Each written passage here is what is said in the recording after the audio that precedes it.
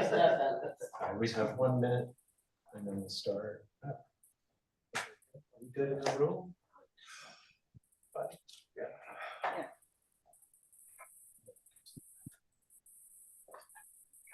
All right, well, welcome back to our program for this afternoon. We have, I guess, two guests joining us remotely, and we have me joining us here. I won't say live because we're all live.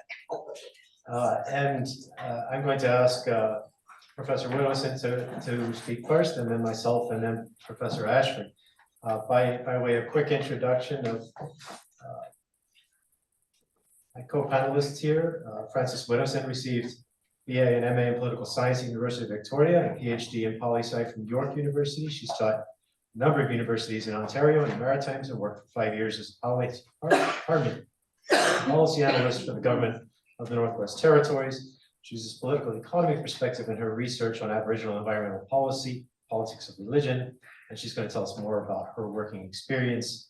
Professor Robert Ashford, I've been privileged to know for a long time, a fellow law professor at Syracuse University College of Law, teaches in the business area. And Professor Ashford, saliently to me, is founder of the socioeconomic section of the and Society of Socioeconomics, the section being part of the Association of American Law Schools.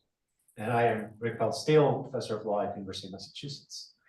And so without further ado, let me invite Frances to begin.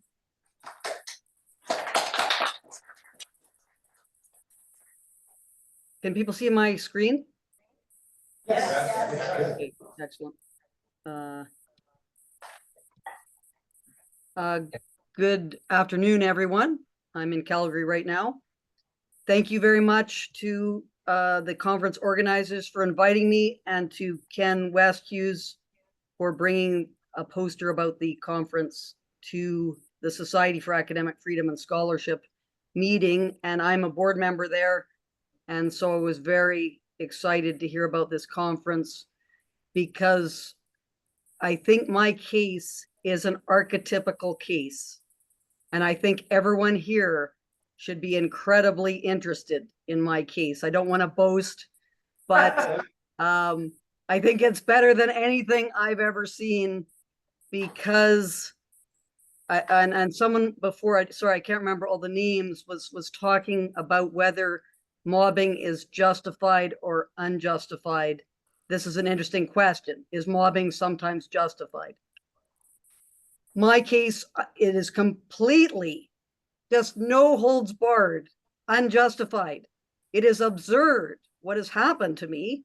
And I keep on expecting someone to enter into the frame, which is going to say, whoa, this is crazy.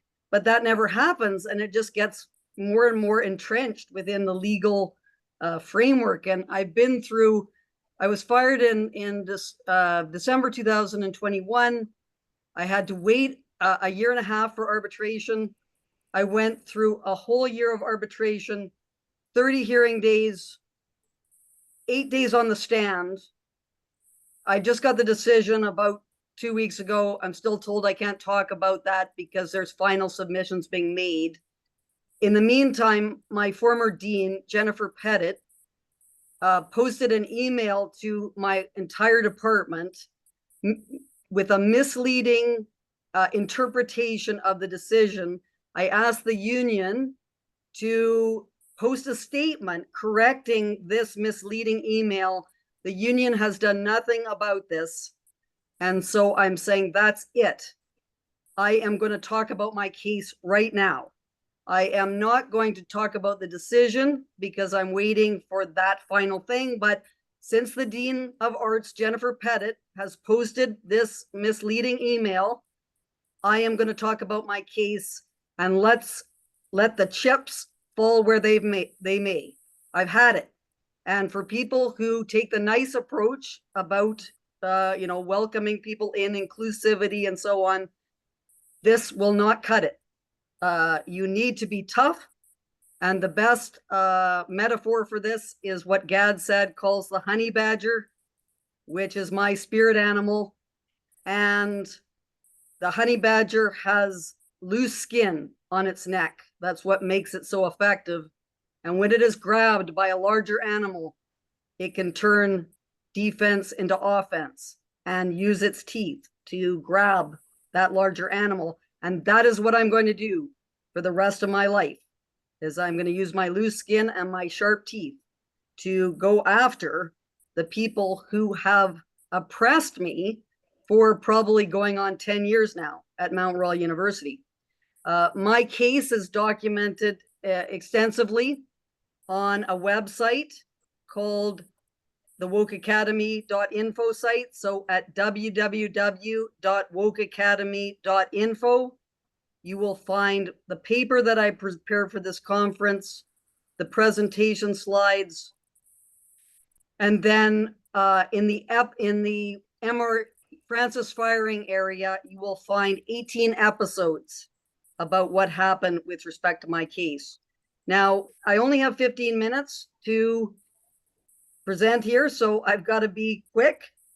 I can't dilly-dally.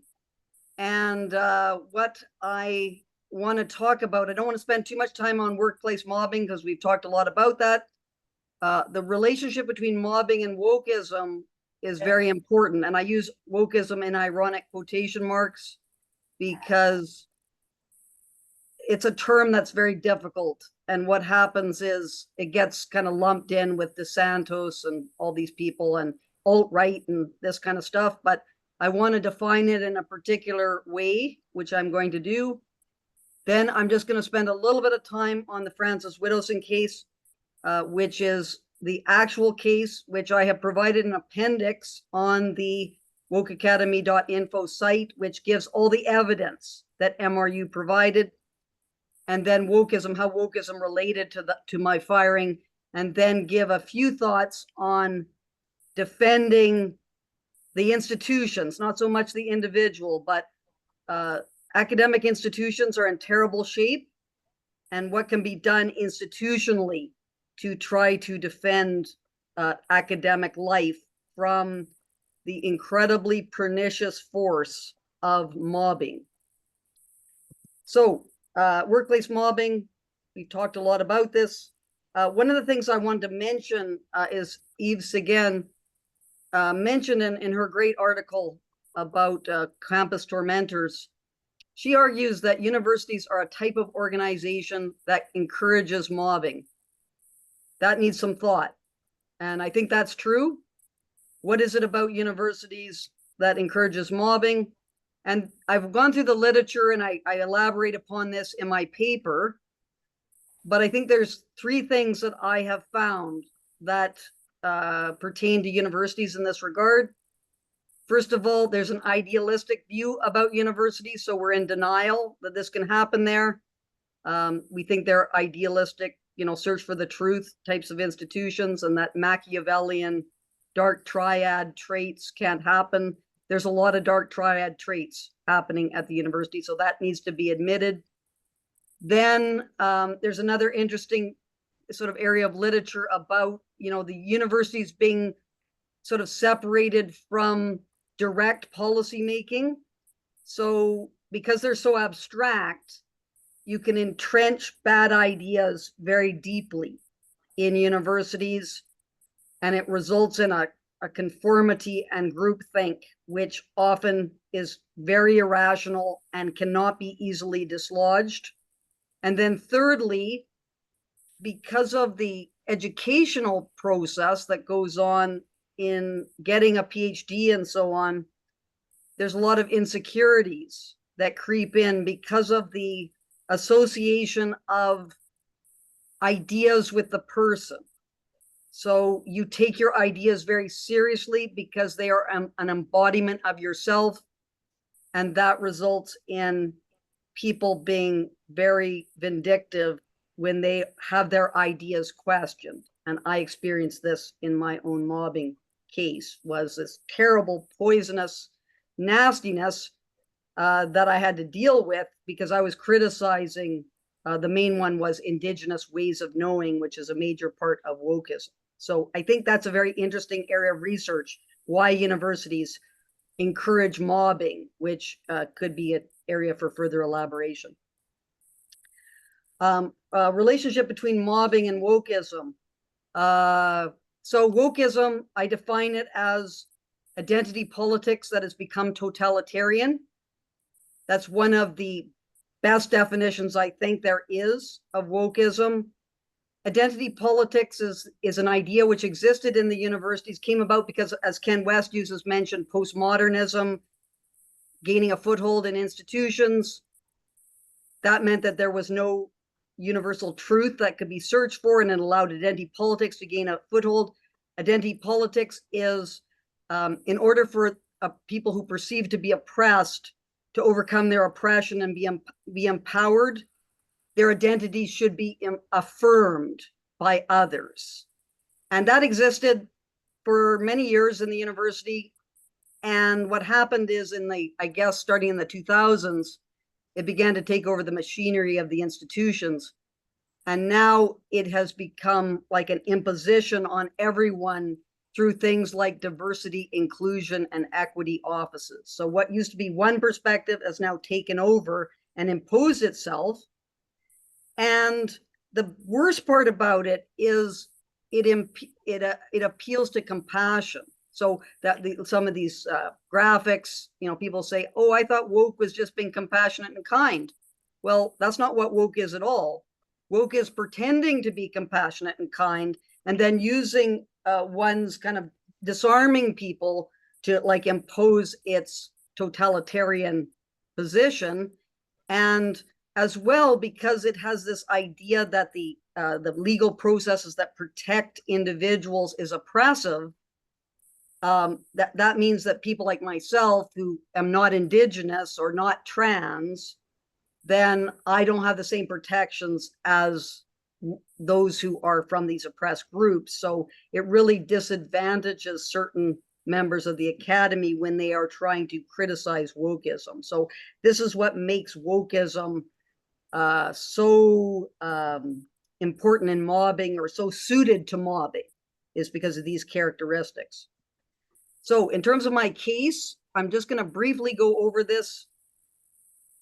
I think this is the petition that was circulated in 2020, which was part of the whole mobbing process. In terms of the actual evidence that MRU presented, I never found out this actual case until January 2024. That is amazing, that I went through several years not knowing what the case was against me. And that's due to sort of the Kafka-esque character of all these legal processes that go on that tie you and, put gag orders on you and so on. Anyway, it comes down to 9 tweets. And since I filed 18 complaints against my colleagues to counteract the mobbing that was happening after I got found to be a harasser because of these 3 tweets, one of those 18 complaints was found to be frivolous and vexatious and not made in good faith. So this is the entire case, which I have posted in an appendix on the wokeacademy.info site. And you can look at the kind of tweets they are. And they were satirical tweets about being mobbed, about Indigenous science, about comparing the residential schools to the Holocaust. These were the tweets that were found to be harassing. Wokeism and my firing. Okay, so this is how wokeism specifically relates to my firing. What happened is in 2016, MRU developed an official indigenization policy, the Indigenization Strategic Plan, that directed that Indigenous ways of knowing, which are not ways of knowing, they're beliefs that lack evidence, they must be respected and valued. So that happened. And then I had some triggering incidents that happened in, I believe, July, one day apart in July, beginning of July 2020. And that resulted in Gabrielle Lindstrom, who is a desired indigenization asset, to instigate the mobbing of me. And because people were compassionate towards Lindstrom, whose actions were completely poisonous and disguising her own lack of rigor in the work that she does. People all just flocked to support her, and about 40 people did this online.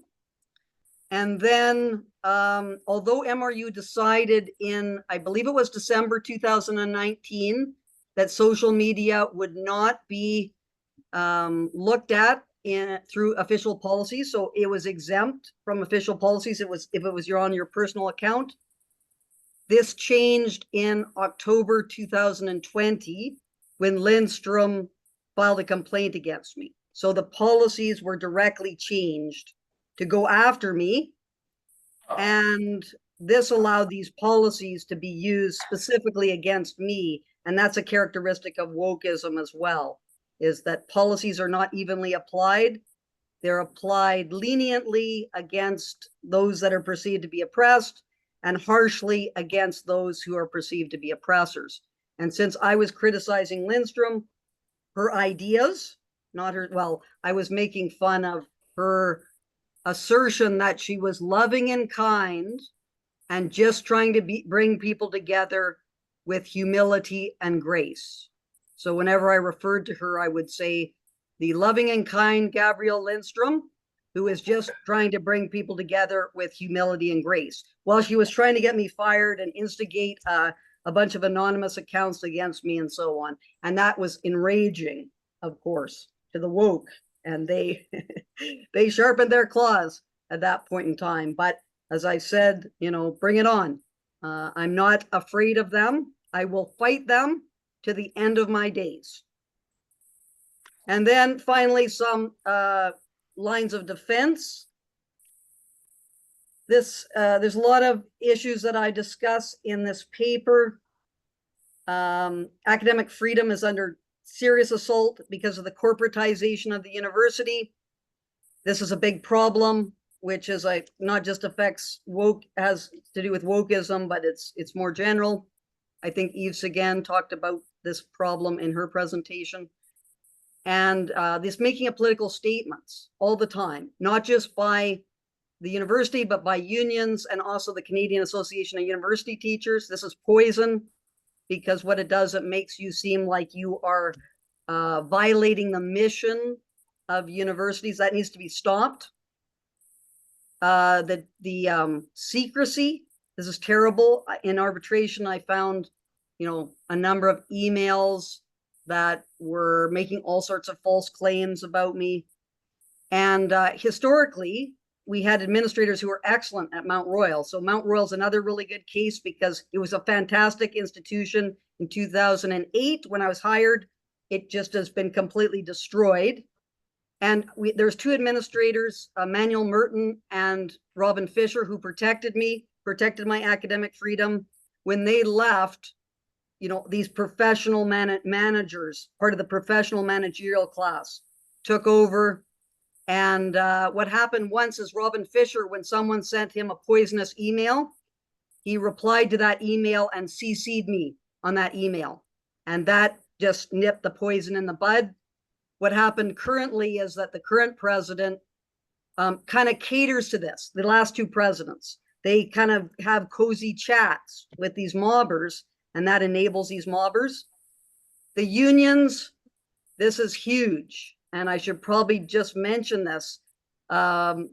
Unions, we're in a corporate structure of labor relations, which makes it very, very difficult to resist everything that's happening.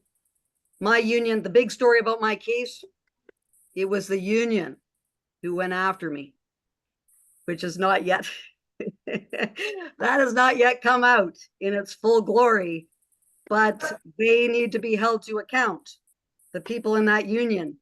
And it's going to be difficult because I'm relying on the union to defend me. And so I had to go through the whole process, you know, like basically cooperating with the union. And so we'll see what they do. But in the end, everyone is going to be held to account for what's happened. And then finally, there's a wider cultural problem with you know, destruction of Enlightenment values that have happened. Ken Westhues talks about this. I think there's some great material that he's provided. This whole postmodern kind of development that happened in the 1960s. This is just completely destructive to academic institutions. That is a big problem. And it's not just a university problem. It's a wider civilization, societal problem. But the first step in recognizing the problem is realizing it exists. And the legal processes, I agree with Ken, they don't work because they just keep the existing system intact. We need to challenge the existing system, and that can only be done through discussion, debate, and holding those to account who have been destroying our institutions. Thank you very much. Thank you.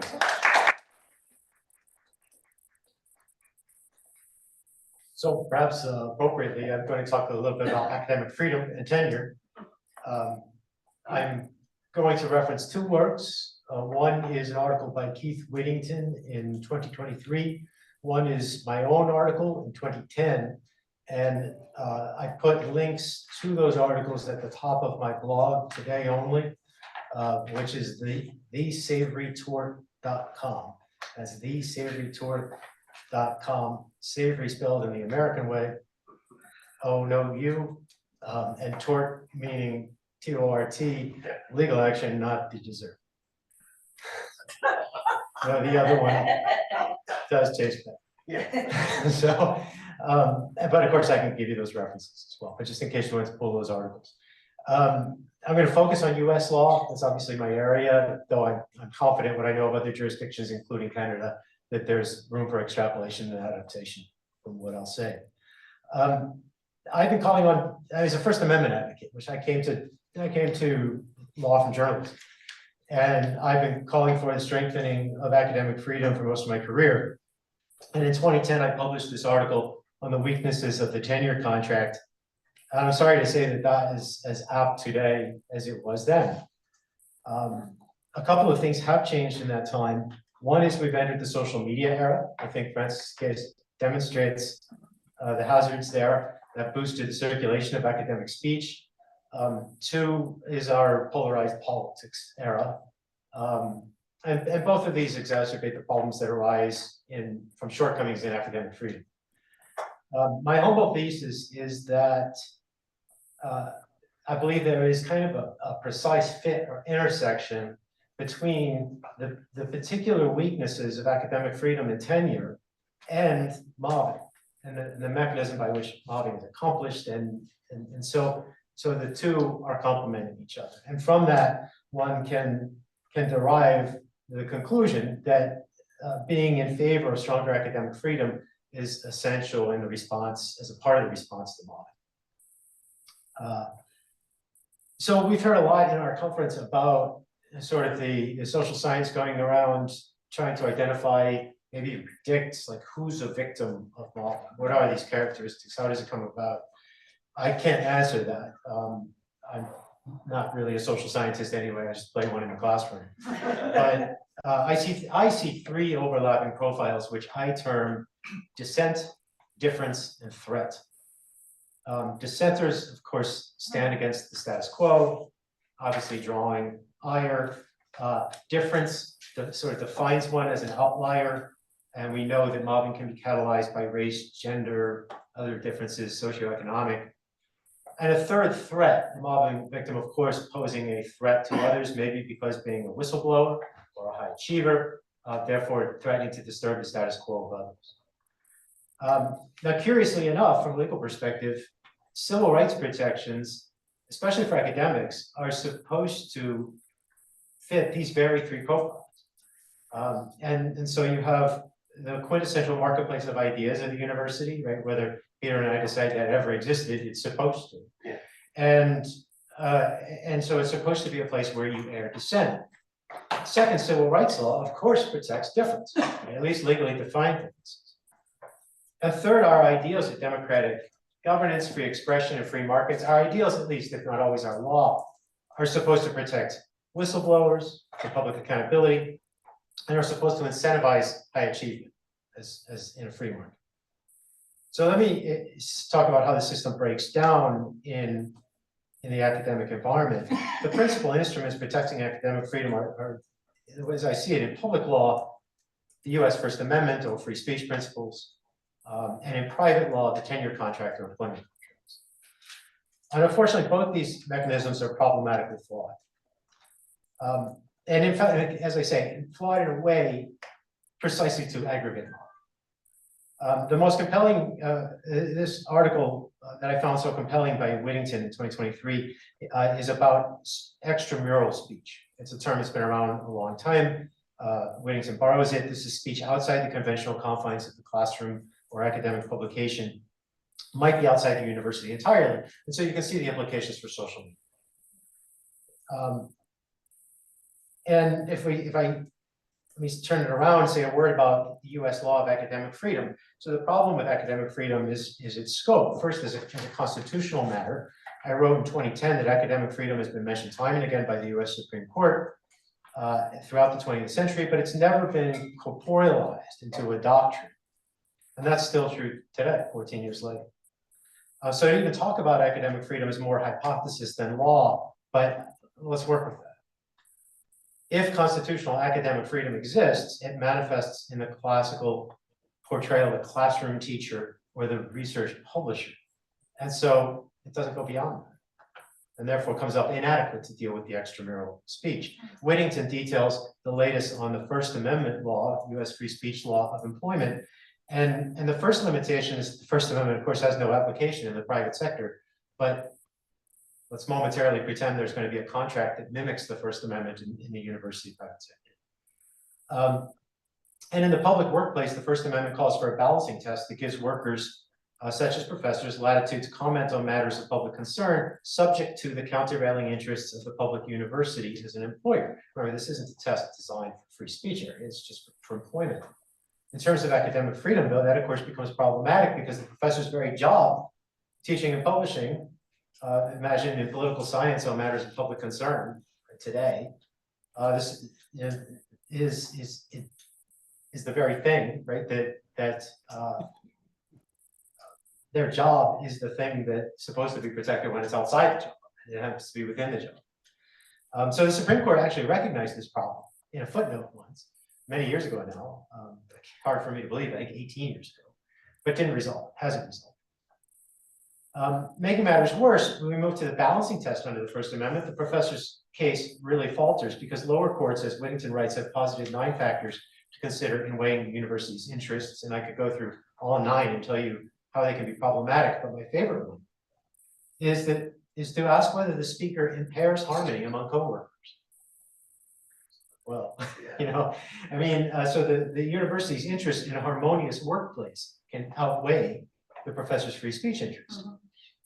That's maybe a great test if you're running a widget factory, maybe not a university. Remember that, you know, the dissenter, the difference, and the threat. Well, of course, they all challenge harmony, or to borrow a word we had yesterday, I liked congeniality. And then you consider the methodology of mobbing. It has occurred to me, especially yesterday, the very nature of mobbing is to sort of create this illusion of this workplace solidarity, from which, as Anne-Marie showed us, the one is excluded. And the victim then is painted as the other, a threat to that workplace solidarity. And the First Amendment test, unfortunately, plays right into the hands of the mobbers when that happens. So as I wrote in 2010, in my article, I had a slightly different problem from Whittington's in mind, though it's a complementary problem in the scope of academic freedom. And conceding the limitations of the First Amendment approach, which I did for purposes of that article, I wrote about the insufficiency of the tenure contract. And there's a lot wrong with the tenure contract, to be sure. And that's before we have, as we've talked about, measures in Florida to roll back tenure and such. I mean, just take the tenure contract as an ideal. And if I focus on that, we still see difficulties. The contemporary tenure contract is still modeled very much on the 1940 statement by the AAUP, which itself derives from language from the 1910s. And that document, so at the top level, that document distinguishes between faculty in teaching and publishing capacities, remember those? Right, and faculty as acting as public citizens on the other hand. Right, now that's a channeling mechanism. It's meant to channel the public citizen speech into the First Amendment analysis. Well, Whittington shows us what happens there. Right? So that doesn't turn out. But let's go with the in-house speech, right? The academic speech, the teaching and the publishing capacities. And this is what I looked at in 2010, because in this vein, unfortunately, like the sparse case law on constitutional academic freedom, the law focuses very much on inside the classroom and published research. And when we look at why and how academics, especially tenured academics, are punished or terminated or just generally mobbed, it's not usually for speech inside the classroom or for published research. First, it's just too easy for the university to fault the professor elsewhere, especially in the social media age. Right? Because as Whittington points out in his article, the university doesn't publish the professor for the academic journal article, but punishes the professor for the podcast about the academic journal article, right? And so every work today immediately exists outside the publication also. I'll say, can reference my experience earlier today, and even for me 20 years ago, when social media wasn't the thing, it was speaking at the invitation of a student organization right outside the classroom, right, extramural, that started things to unravel for me. A second issue, and this was the concern at the heart of my 2010 article, the 1940 AAUP statement on which tenure contracts are largely based says almost nothing about faculty governance. Now, I might have to accept Peter's theory of yesterday that it's dead, but so I have something to talk about for the next 5 minutes. Let's pretend it's not, and that there's supposed to be faculty governance. Other AAUP statements do talk about faculty governance, but the language rarely finds its way into tenure contracts. And for those of you who are academics, I'm sure your experience is the same as mine. I'm asked to do a heck of a lot of work in faculty governance, strategic planning, admissions, accreditation reports, peer reviews, dean reviews, center reviews. And so it's a big part of my job. Now, I was reminded of this yesterday, Peter. You're declaring it dead. I said to the dean when I was first hired in academics in 1997, and I come from a law firm, which talk about top-down management. And I said something to my dean like, "Oh, you're the boss. Whatever you want, you're the boss." And he said, "No, academics doesn't work that way. I work for you." And that lasted about 2 years. Yes. but I thought, wow, that's different. And what if, so what if in the course of one of these many responsibilities, I blow the whistle? Maybe I'm making this up, nepotism in a dean's search, right? And I blow the whistle. Well, is that covered? I have colleagues, friends of mine in Arkansas and California who work on admission studies. They've come to some unpopular conclusions about affirmative action.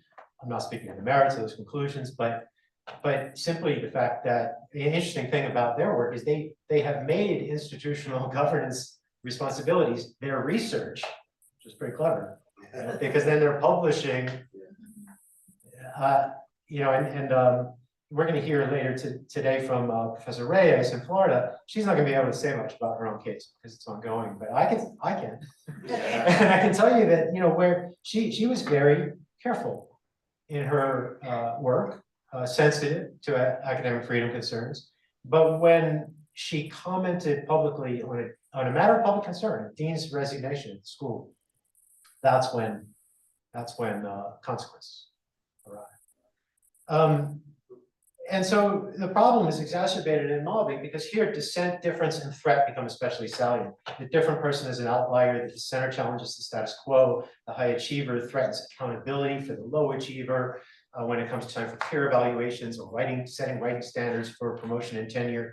And so the very place where academic freedom and tenure are at their greatest ebb or nadir with regard to institutional service is also the place where the dissenter and the threat are most likely to stoke the mob. And so, I know that's not a remarkable realization to some in the room, but again, I maintain this as humble pieces because I think it's important. So I wrote in 2010 about the importance of protecting academic freedom in what I called the penumbra of the traditional triad of teaching, research, and service. And I proposed as part of that explicit protection for faculty governance, which I see as the penumbra of service, if not within it. And I believe that protection incorporated ideally in law and contract would enhance academic freedom and serve as a protection against mobbing. So again, to conclude, if we shore up both at the freedom of extramural speech, as Widdowson calls for, if we were to make improvements to penumbral academic freedom protection, explicitly including institutional service in the academic freedom contract, ideally by law, at least by contract, then I'm hopeful that would change. That could be a game changer for people who face the potential for mobbing, if not the actual risk and threat. I'm skeptical, of course. I'm skeptical that these things could change. I mean, it's been 14 years since that 2010 article.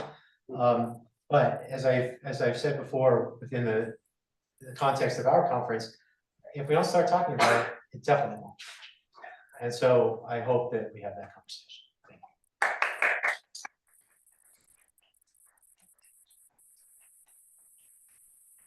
And now I will call on my friend and colleague, Professor Ashford. Well, thank you. Can you all hear me okay? Yes, yes.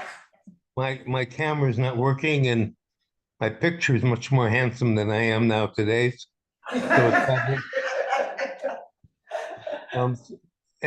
First of all, I think I have nothing to contribute to the knowledge of that most of you have on this. I feel like I'm going to be repeating, and so I could say if Francis didn't have enough time, I'd be glad to cede some time. But just make these are simply some points that are really in some ways for the generalist. I think first of all, it's obviously critical to distinguish between bullying, which everybody thinks is, and mobbing. Mobbing is a whole different dimension than bullying. The institution, the university, any institution, but the universities have a selective interest in stopping bullying. But their interest is almost always with the mobbers when the issue is mobbing. And I think that's important to recognize. The institution has the interest in simply protecting the mobbers because there are more of them and they're more established. And it's easy there. And the other thing is that the institution has the interest in promoting the mobbing of certain people in different contexts. And it's important to recognize that dynamic. The fear of being mobbed is obviously a fear that totally inhibits academic freedom and tenure. And until there's protection against mobbing, recognized protection against mobbing, those fears will simply never go away. The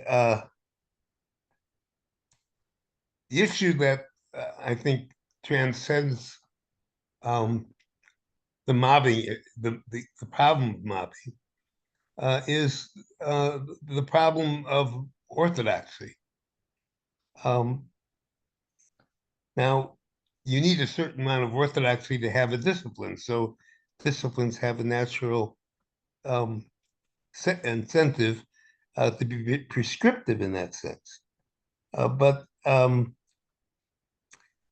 the difficulty with that is that great progress is thwarted, retarded, sometimes postponed for centuries because of orthodoxy. And that is a difficulty. Now, one of the things that I believe is true, and although the experience that some of you have had may belie this. It seems to me that, and this may be well recognized, that there's a natural common interest between the legal way of thinking about things, and the work of that focuses on the problems of mobbing. The One of the essence, I always teach my students this, is one of the essences of the adversary system is that there's always another way of looking at something. And the only limitation on this is the way of looking at it cannot be frivolous. If it's plausible, then the law has an obligation to give it content, to give it support, to give it advocacy. And that's where I think the connection between work of mobbing and academic freedom is at its strongest. The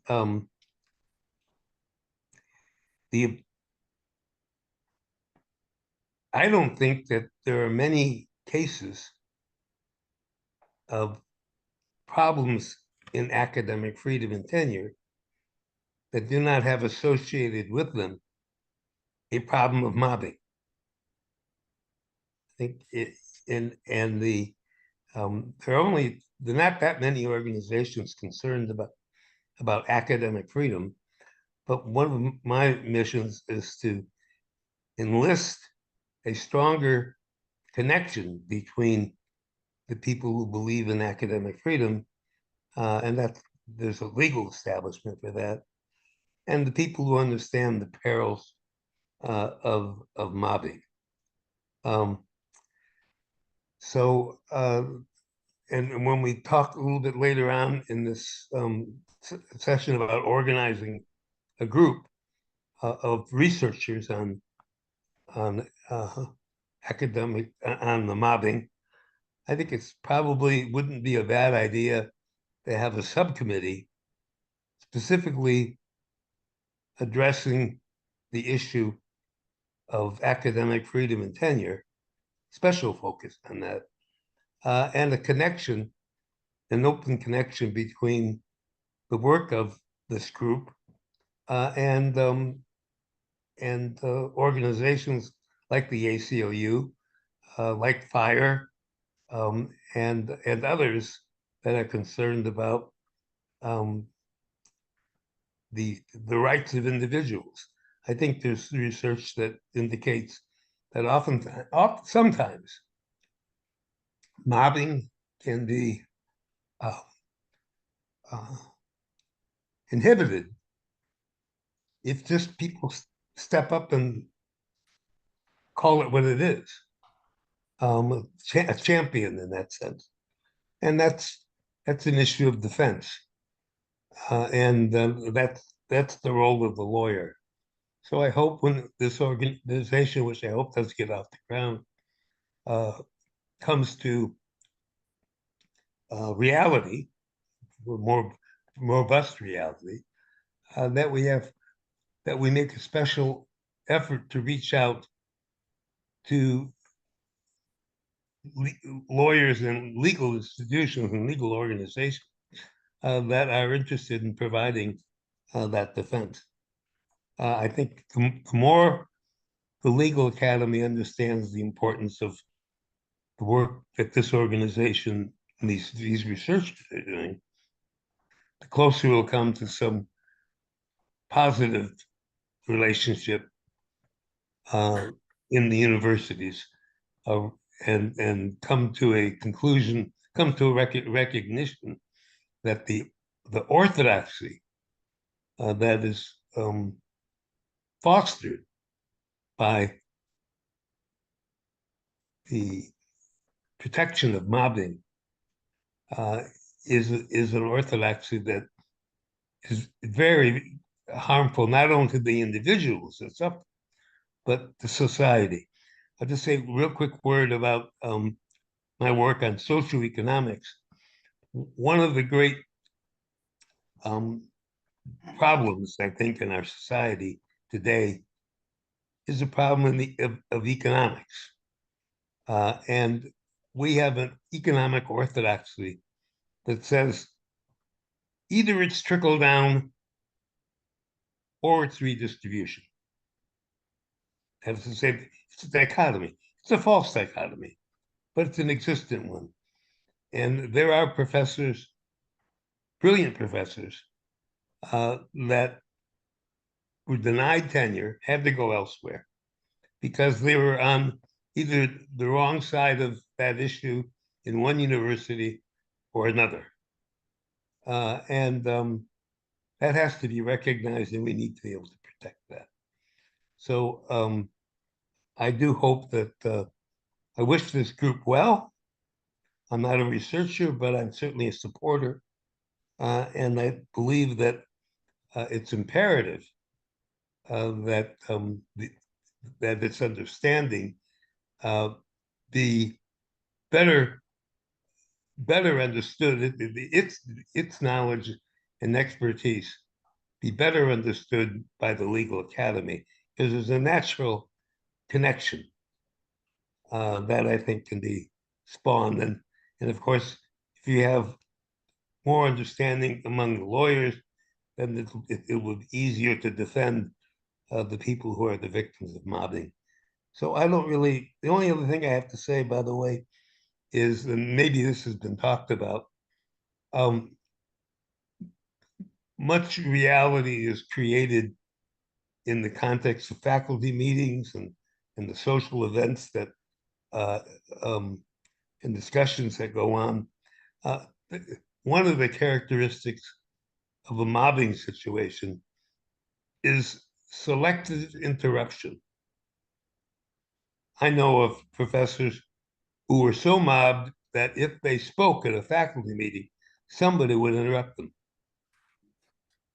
And they never could speak. The interruption. And that's a problem, and it needs to be dealt with. And I do think that the light of day is an important part of remedying that.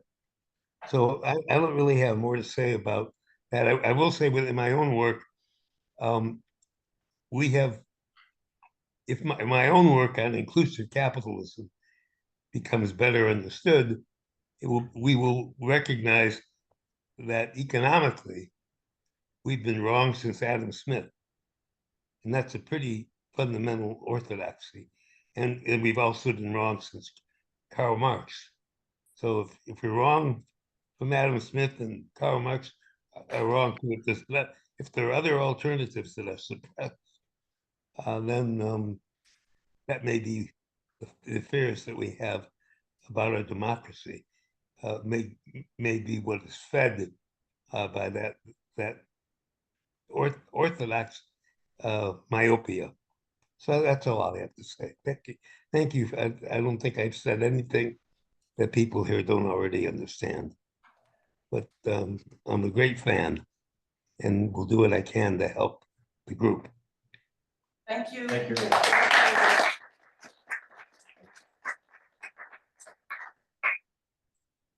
Thank you.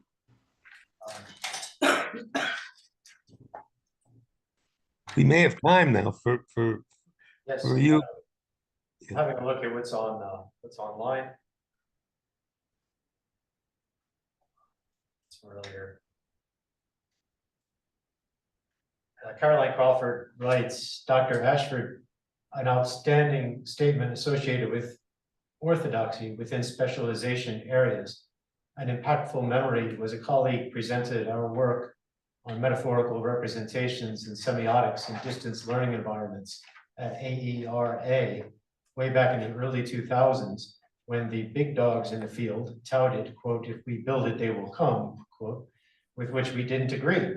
I watched my colleague present, and then the audience literally standing and yelling at her, merely because she thought differently from them.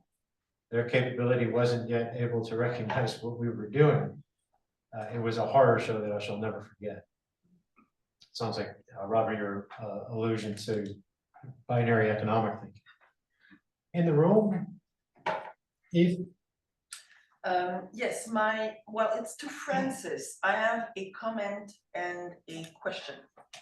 So Francis, I don't know if you attended my talk yesterday, but I spoke about 4 new traits of the student population. And the 4th one is they are victims. And what I call victim, you call woke. So I totally agree with you that there's a strong connection between mobbing and wokeism. And I would say that wokeism gives rise to politically correct mobbing. So it's going to be a kind of mobbing that will be even more difficult to fight. You know, fighting mobbing is already difficult, but when it's politically correct mobbing, it's going to be even more difficult, okay? So that was my comment. So I totally agree with what you said. Now, your anger, I could feel it. Could feel your anger, and it pleases me because I'm a quite aggressive person myself. Yes. So I really like that. And you said we have to confront those bastards, and I totally agree. Please, Now, my question is the following: how can we do that? Can you expand on your strategy, your confrontational strategy, especially in view of what Anna called this morning the breadwinner problem? How do you confront those bastards when you're out of work, you have no money? I'm in the middle of it. So that's my question. And thank you for your presentation. I loved it. Thank you very much. Yes, and I love your work as well. I think it's excellent. And like, that's what it disturbs me a little bit. All the kind of touchy-feely kinds of approaches, which I don't think are suited to this situation. The problem is you have to be willing to lose it all. And that's what I've done. And I'm doing it now, because me talking about this right now could result in me losing whatever the arbitrator is going to decide. But I've said, I've had it. I'm not going to put up with this anymore. The union has just been, I can't even get into it right now, what the union has done, which is complete treachery, absolute treachery. And, you know, you're stuck there. So there's a couple things that I would, I don't have any children, so that perhaps is why I'm so much of a risk taker. So we need sort of more risk takers, I guess. So that's the first thing. Throw it all out to the public. I guess one of the most depressing things that I've found in the last 4 years, or the public didn't know about it until December 2021, is the public is very, very jaded now about universities. So we had the Lindsay Shepherd affair in Canada. I believe that was in 2017, and people cared. They were outraged what happened to Lindsay Shepherd. And then you look at what happened to me, and that's, I should mention this. I knew it was coming. Like, a lot of people don't expect what's going to happen to them. And that's a disadvantage. I was completely prepared for what was going to happen because 2 people got pushed out of MRU before me. One I have talked about, which was the Mark Hecht case. And so what I started doing in 2019 is I recorded everything. I have recordings of everything, including all the investigation meetings. And I have currently a 6-hour investigation with Jeff Hope, who was the person who investigated the Renee Watchman complaint. And I am going to release that. And that is a huge shocker. But I released also the Provost Evans, my struggle session with Elizabeth Evans, the provost. That's on my SoundCloud. People can listen to it. It's about, I think, 40 minutes. It was pure 1984. It was, you must accept responsibility and show remorse. And I just dug in and said, I can't do that. And then because I didn't know what I was doing is wrong. There was no policy that told me anything. I've been dealing with this for several years. Anyway, it didn't matter in the end. So because the union said, she's hinting she's going to fire you. And I said, go ahead, fire me, and we'll take it the distance. But you have to have that kind of mentality. And we need more people who have that mentality. But unfortunately, with the people who have families, that they don't have the same kind of ability to act like people who don't have those responsibilities.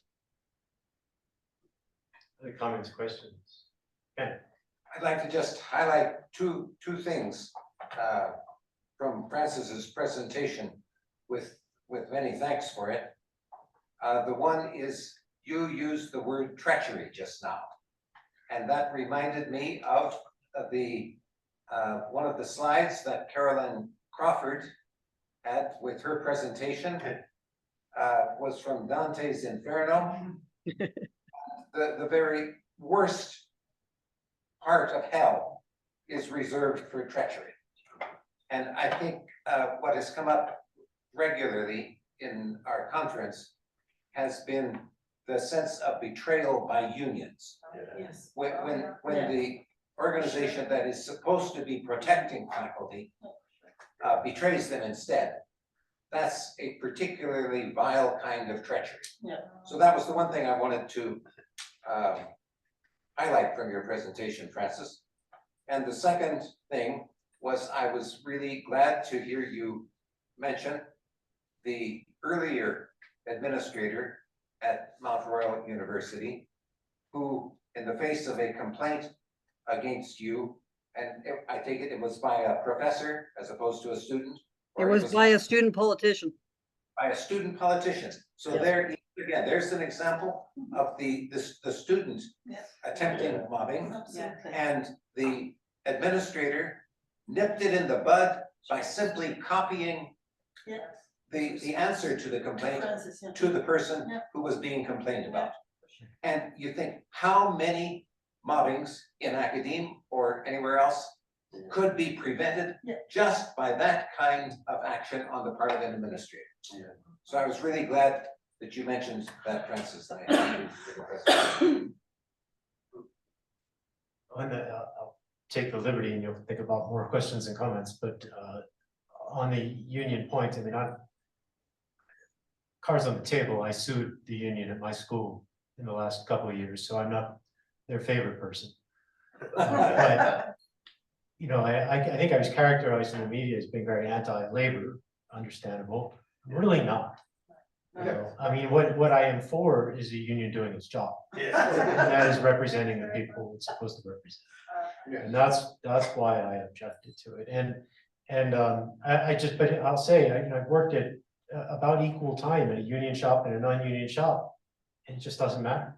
It doesn't matter because the institution is the institution. And I think, Peter, you said yesterday that it's they're in, they have the mutual interest of continued existence. And that's what matters. Francis, please. Yeah, so this is something that I think is very important. The unions don't work in the academic environment, and I'm a socialist. I'm pro-union, completely pro-union. That's the way to increase, you're talking about auto workers, you're talking about working class people. In the public institutions, unions don't work because they pit the one part of the organization against the other and it's about wages. It's always about wages. And the most important principles are sold out in favor of wages. And in the corporatized setting, the union just becomes a corporatized element. What we need to do is go back to the older academic models of professors electing their administrators. And that's how you get the administrators are just professors like other people. They're highly qualified professors. When they finish their time as an administrator and they don't like it, they're doing it because it's their duty, they go back into the faculty and do their research and so on.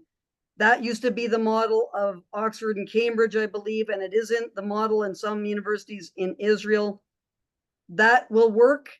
The union situation will not, especially in today's climate where all the unions are woke and they just are taken over by woke activists who then participate in the mobbing of people who are critical of this kind of postmodern relativism and the identity politics stuff that is rampant, that is running rampant in the universities. Emery. Hi, Francis. I want to commend you. I have no doubt that you will make it through to the end and everybody will be held accountable. I have no doubt. I was you. And I went through 5 lawyers, and the first attorney said to me, nobody wins in a lawsuit. And I thought, yeah, right. What do you know?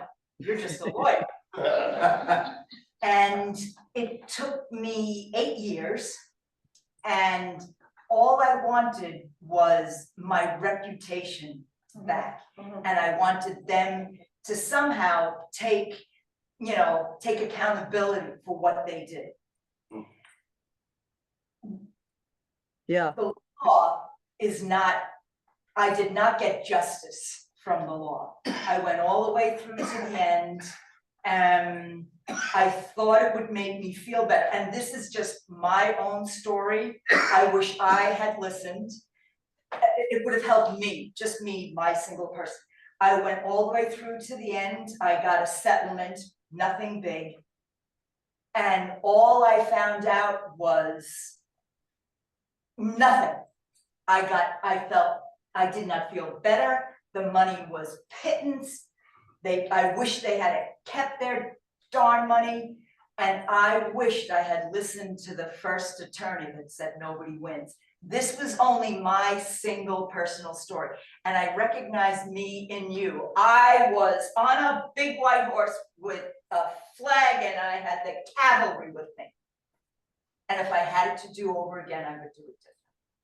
So I just, yeah. I want Frances to respond to that, but I also just want to mention, if she'll permit me, it wasn't verbalized in an earlier session today, but when I think when Ken this morning was, so it was my fault for not verbalizing it. When Ken was critical of the timing on litigation, which I understand. I think it was Frances, you posted something about there are advantages in litigation. Sometimes it's not winning the litigation. You talked about discovery a little bit, but in any event, you should please respond. Yes, that's what I was going to say. People should not focus on the end, focus on, I think it's Mark Mercer, one of my favorite academics, who says, playing checkers, it's not about winning, it's about playing the game. This is what this is all about. So what you do is you just stick to your principles and fight it out. Fight it out as long as you can go on. I want to go to the Supreme Court with this. I don't know. It's not because I think it's going to be like the same Supreme Court is woke. So how is that all going to work out? But what you do is you get disclosure. So I found out huge amounts of information from the legal disclosure. And then you get the legal reasoning, all the kind of problems with how the university has been conceptualized by what's called the professional managerial class. And that comes through in my case, which is just like, and I'm going to wait until whenever to talk about, I guess it's September, to talk about the decision, but the decision is absolutely horrible. It is completely horrible because of the reasoning of the managers and not the academics. They're not academics. They're looking at it as a corporation, and you are there as a cog in the wheel, and all this kind of finger wagging at you, blah, blah, this kind of thing, which just infuriates me because, of course, I endured years of torment, which didn't really torment me because I didn't take these people seriously. I thought they were clowns, complete clowns. But when I responded in a much less, like in a completely justifiable way, using the words that they used, like, for example, epistemic terrorist, I used to use that word to refer to myself in a satirical way. That's when I was told that I was acting inappropriately. So I think that with the law, you can't look at it about the win, what the decision is you're going to get, because you're not going to get a good decision. You use it as further examination, analysis, and for future generations. This is very important because it's possible that universities are lost. They're completely gone. We are documenting the decline of the universities for future generations, to show them where not to go with an academic institution. And it has to be looked at that way to stop oneself from getting demoralized, dispirited, defeated. That's very important. Is the fight is much greater than ourselves. And if we can keep an eye on the greater ideal, then it prevents people from sort of saying, oh, things are just terrible and so on. It's like, it's not about me. It's about the future and having human beings being able to pursue the truth and develop knowledge and help the rest of society. That makes it much easier to deal with. Francis, every single thing that you're saying, I said. I was for the greater good. This was not going to happen to one other person, ever. Everything that you're saying went through the disclosure process. Nothing made me feel better. I was kind of the canary in the coal mine, and my small university now is imploding on itself. And people call me up to say, you must feel so vindicated because what happened to me was I said, not a bit. I would give anything to have my old job back with my students. But I was just this one person. But I'm telling you, everything, I'm an engineer. So everything is logical and step by step. May I speak to that for a moment? Because I think it goes, first off, I think Francis, it's remarkable that Professor Reyes and Crawford both asked the question about energy. And as Francis always had it, I'm just going to go ahead and say yes. But how she maintains it, I think she spoke to it a bit. Reyes also asked me about law schools and the role of training lawyers. And to your point, I want to say something that I say to first year tort students, a former one who's gracious enough to be in the room with us. So she'll forgive me for repeating it. But no, see, this is important. And it's, look, I teach torts, right? Civil litigation. Like to first years, it's just ambulance chasing, personal injury. Here's the reality of the tort in America. Plaintiffs usually lose. They usually lose 90% of the time. It's not because they don't have meritorious cases, right? It's for all kinds of systemic reasons, and a lot of them aren't fair and whatever. But the problem that creates is that client counseling is complicated. You can't simply say, oh, you have a meritorious cause, therefore we will sue, right? But in that client counseling, what I can tell you about litigation of all kinds, whether it's a car accident or a defamation or a mobbing, it's different things to different people. And so you have to, and you acknowledge that when you say me, right? That's it, and that's why the client counseling is complicated, because the job of the lawyer then has to be to put in front of the client the potential wins, potential losses, the odds, what you're going to get, what you never get, and make sure the client understands that. And then some people are going to say yes, some are going to say no. And I'd say, on the one hand, it's absolutely okay to say no. And that might be the right answer for a lot of people, but boy, it has to be, as Francis points out, somebody's got to say yes. And that moves the ball forward. Kim? I just wanted to say, I'm in the midst of actually 3 fights. My own school, there's a COVID litigation that I'm a part of because of my husband's death and my son's death. And in each case, these are huge injustices, 2 of which are taking a lot of my time. 2 things. One, I hear from all of you, the process is part of the punishment, which is something that has resonated with me for a while, and something that disillusioned me in the start of all this. Another thing, though, is I think that each of us have to carry it as far as we have the strength to carry it. And we don't bring any judgment against somebody who gets to the end of what they can carry.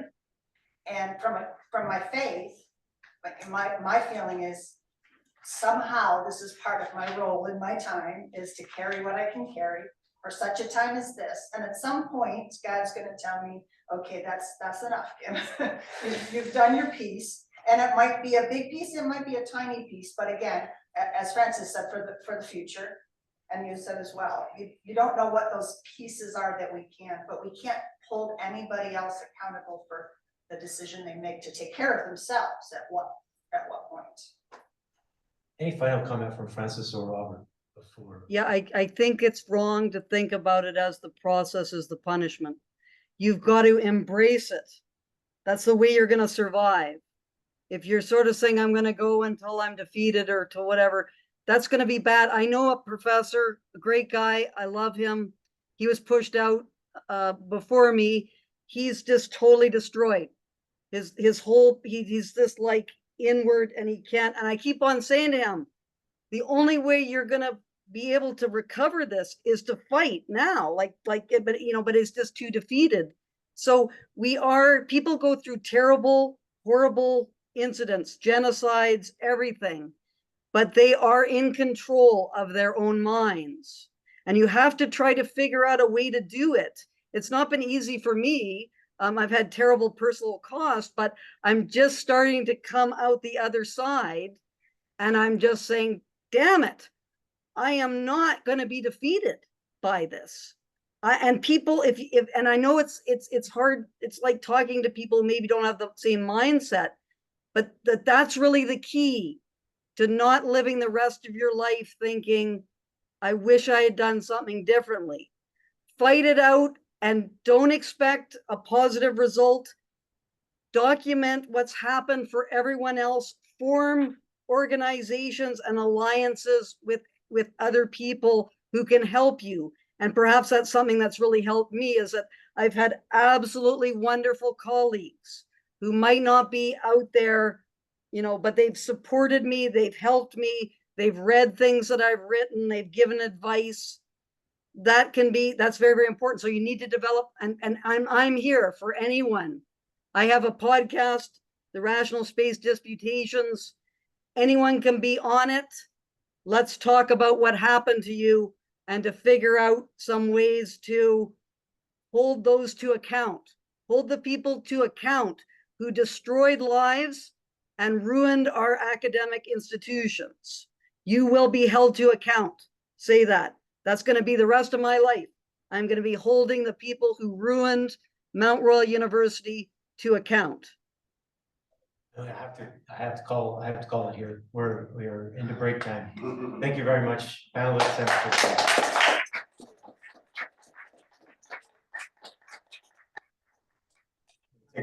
Break until 2:40.